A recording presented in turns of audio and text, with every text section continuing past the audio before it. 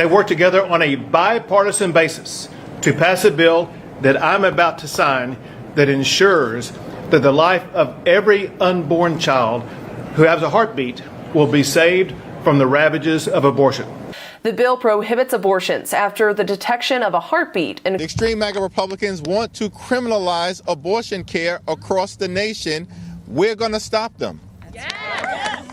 And the extreme MAGA Republicans think that they should be the ones who make a decision about abortion care. And we're here to say, back up off the women of America. It's their decision. The victims of rape and incest are being forced into parenthood. House Republicans have deserted one of America's most basic values. Welcome back, fellow patriots. I hope you had an amazing weekend. Today, Republican Latina wants to share a message of life or death, Democrat or Republican. And I know it may come to a shock how I could be so crude with my words. However, the topic of life, the topic of abortion, the topic of God's creation has always been at play between both parties. We have seen the Republicans continually pass pro-life legislation, understanding that life begins at conception and must be protected. And time again, Democrats have denounced the true fact that God created in His image the baby in the womb. And they have passed legislation that allows the life in the womb to be murdered piece by piece with their bills and legislations. So I wanted to talk about that today. If the Democrat message was truly to save innocent lives, you would be Republican. Not one Democrat ever passes pro-life legislation. That only happens in the Republican Party, where we understand that God created a life, that every life is equal, every life is precious and must be protected. And that's why a lot of Democrats that truly want to save innocent life, you would be Republican. What is more innocent than a baby in a womb? Dilatation and evacuation, or D&E. A D&E is performed between 13 and 24 weeks of pregnancy.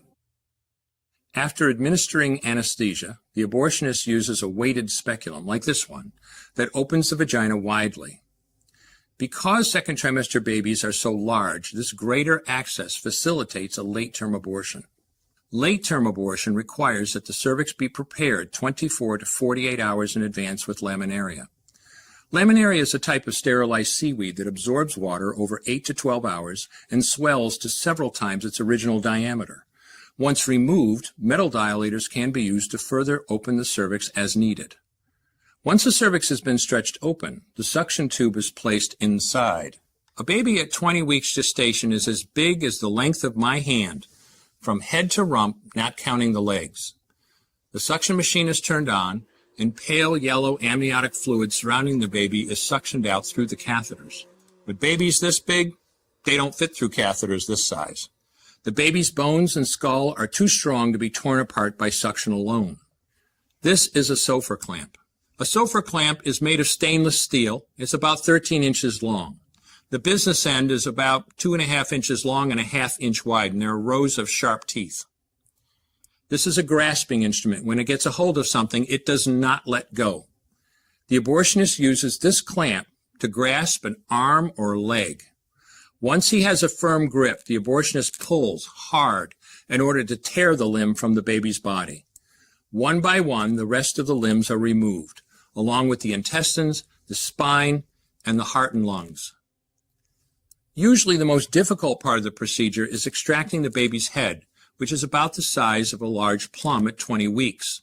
The head is grasped and crushed. The abortionist knows he has crushed the skull when a white substance comes out of the cervix. This was the baby's brains. The abortionist then removes skull pieces. He removes the placenta and any leftover parts of the baby with a curette, scraping the lining of the uterus for any remaining tissue. The abortionist then collects the baby parts and reassembles them to make sure that there are 2 arms, 2 legs, and all the pieces. Once all the parts have been accounted for, the abortion is complete. For the woman, this procedure carries a significant risk of major complications, including perforation or laceration of the uterus or cervix, with possible damage to the bowel, bladder, and other maternal organs. Infection and hemorrhage can also occur, which can even lead to death. Future pregnancies are also at greater risk for loss or premature delivery due to abortion-related trauma and injury to the cervix. As I mentioned at the beginning, I'm Dr. Anthony Levatino, and in the early part of my career as an OBGYN, I performed over 1,200 abortions. One day, after completing one of those abortions, I looked at the remains of a preborn child whose life I had ended, and all I could see was someone's son or daughter. I came to realize that killing a baby at any stage of pregnancy for any reason is wrong. I want you to know today, no matter where you're at or what you've done, you can change. Make a decision today to protect the preborn. Thank you for your time. I will no longer do any more abortions. When you finally figure out that killing a baby that big for money is wrong, that it doesn't take you too long to figure out it doesn't matter if the baby is this big or this big or this big or maybe even this big. It's all the same. If Democrats truly wanted to save innocent lives, you wouldn't be voting for pro-abortion. What is more innocent than babies in the womb, Democrats? They're little, they're defenseless, they're innocent, they have made no wrong, and they're defenseless. Do you know anything more innocent and defenseless than a baby in the womb about to be murdered by doctors approved and a procedure, an abortion procedure approved by your legislation, Democrats? How sad is that, right? How sad. Millions of babies murdered in the womb because Democrats don't value life in the Christian way. You don't value life. You actually promote its death. That's why I say life or death. Life in the Republican Party that believes every child must be protected in the womb. That is a baby from God in God's image. And you can't just murder it because you just felt like it, Democrats. But Democrat Christian, lukewarm Christian, hypocrite Christians will say, you're sinning. Republican Latina is doing curse words. What a horrible thing. And you're acting like a Pharisee, trying to be better Christian or something like this. In other news, the new Congress is 3 months old and Democrats continue to double down on abortion. Once again, they've introduced a bill that would enshrine federal abortion rights. Republicans say to this that it's another attempt to get around the U.S. Supreme Court's decision regarding Roe versus Wade. Bill to pass. Well, there's so much secrecy that goes on in abortion clinics. They kill babies. We saw it with Gosnell, where he killed women and babies. During floor debate, the bill's chief sponsor, Congresswoman Ann Wagner, and other Republicans made their case. Children are not the only victims of born-alive abortions. Women, fathers, and whole families all suffer deeply from the loss of their child. Judiciary Committee Chair Congressman Jim Jordan says Democrats' position goes beyond abortion on demand. Their position is real simple, and it's real radical. Their position is you should be able to take the life of an unborn child right up until their birthday, and then, as Governor Northam has said, even after their birthday, and that's what this bill seeks to stop. The Democrats say they are united behind a pro-abortion agenda. As Democrats, we believe in a woman's freedom to make her own reproductive health care decisions. Period. Full stop. Make no mistake, this decision is a culmination of a deliberate effort over decades to upset the balance of our law. It's a realization of an extreme ideology and a tragic error by the Supreme Court, in my view. The court has done what it has never done before, expressly take away a constitutional right that is so fundamental to so many Americans that had already been recognized. The court's decision to do so will have real and immediate consequences. State laws banning abortion. Why is it the Democrats can never give the dignity to that life and say, let's protect this innocent life? Right, Democrats? Since you're so better Christians than us, right? Democrat Christians always claim to be the better Christians than Republicans. Why do you murder God's creation in the womb? It can't fend for itself. It's defenseless. Why is it, Democrat, that with your vote, you approve of legislation passed by your party to say we, the Democrat Party, are okay and approve and want babies to be murdered in the womb. All in the name of choice with your vote. Isn't that sad? That's very sad, but that's a conversation that you don't want to have, right? Democrats always want to focus on other innocent lives, except for the babies in the womb. Our place as humans to extinguish that life. Now, the measure is becoming a rallying cry nationally for 2020 Democrats, alarmed by a growing number of state laws restricting abortion. It's nothing short of an attack on women's basic human rights and civil rights. Women's health care is under attack, and we will not stand for it. This was not a decision driven by the Constitution. Let me say it again. This was not a decision driven by the Constitution. And despite what those justices in the majority said, this was not a decision driven by history. Action. Second order is protecting access to reproductive health care services.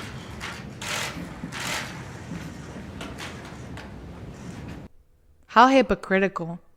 How sad is that? That is the most innocent life. That is a baby. Some are this big, some are this big. They have nothing but their little body, their little frail body. And they can't be protected from the Democrats that come into that womb to murder it. Cold blood murder.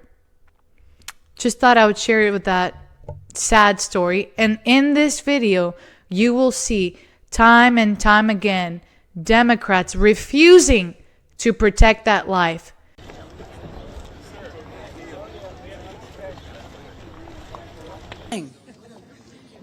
House Democrats are here on the steps of the United States Capitol across from the Supreme Court to say to the Supreme Court and to the Senate, hands off women's reproductive health care. This is personal for many of us. It's personal for me because I know firsthand what being denied access to legal abortion looks like. I have personally experienced the fear, the stigma, the trauma, the despair of being denied the care that you need. I know what it's like to have your medical decisions criminalized, to be forced to travel for the care that you need, and to see your future hang on the decisions of politicians rather than doctors. Make no mistake, once Republicans shred long-standing precedent and privacy rights, they intend to wage an all-out assault on more of our rights, including access to contraception and marriage equality. We need you in November and every single day as we march to the polls and we expand our majority and we expand that majority over there. Thank you, Madam Speaker. Saying, oh, we forgot about the Bible. We forgot about Jeremiah. We forgot about Matthew 18:6. We forgot about God's creation. We forgot about it's in His image. We want to destroy it and murder it. But then all of a sudden, Democrats that are Christian, you remember God all of a sudden in my channel, pointing the finger at me that I say bad words and I'm a bad Christian and Trump is a bad Christian and Republicans are bad Christian. I hope this video also shares the bad Christian faith that Democrats are with their cold-blooded murder legislation, pro-abortion. March for life.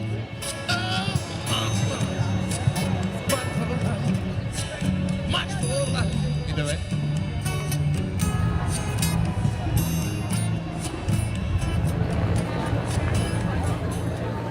I've wanted to come to the March for Life for years, and I finally was able to do it this year, and I just feel very strongly that I need to support the right to life for every human being. Right here, $10, they're half price.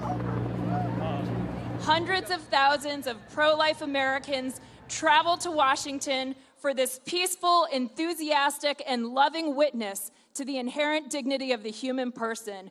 We are pro-life and we are pro-woman.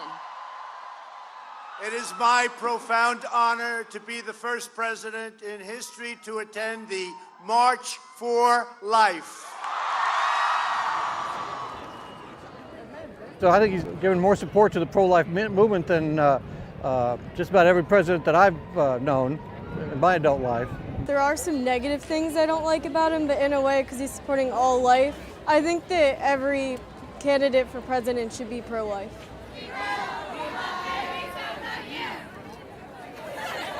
It's important for all of us that ask for deep questions about who we are and where we come from, that we have a right to know who our mother and our father is. You don't need to be ardently a Trump supporter to be pro-life. I feel sorry for Democrats now that are pro-life and feel like they have to hide those views.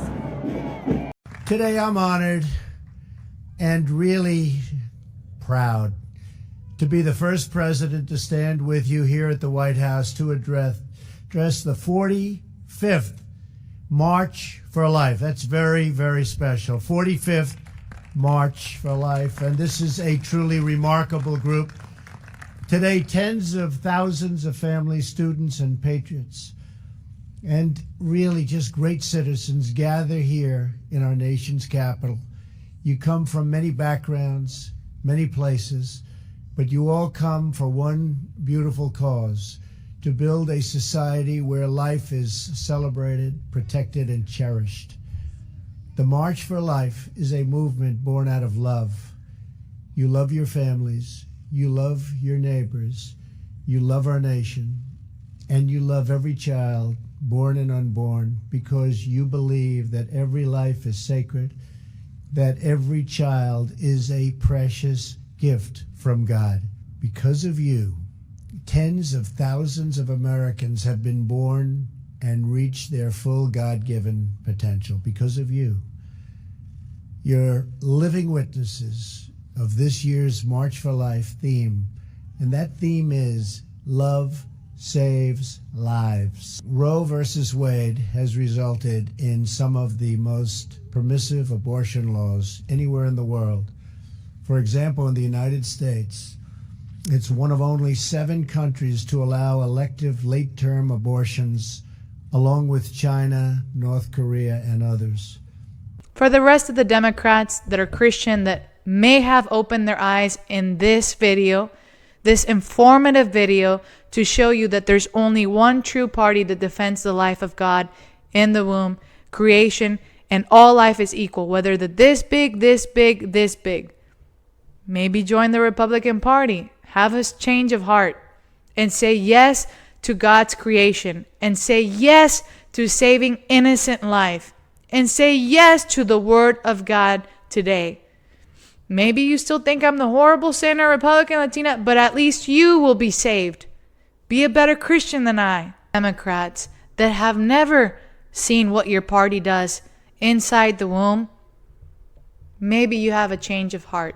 So then together with the Republican Party, we can save heartbeats. We can save lives. We can be a pro-life nation. We could be a pro-life nation. America, we can make this nation godly again, with more babies, with more life, defended in the dignity they deserve. Let me know what you guys think in the comments. Like always, I'm a sinner. That is known. But in my sinful ways, I want to follow God. I want to pick up this cross, and I want to follow Him.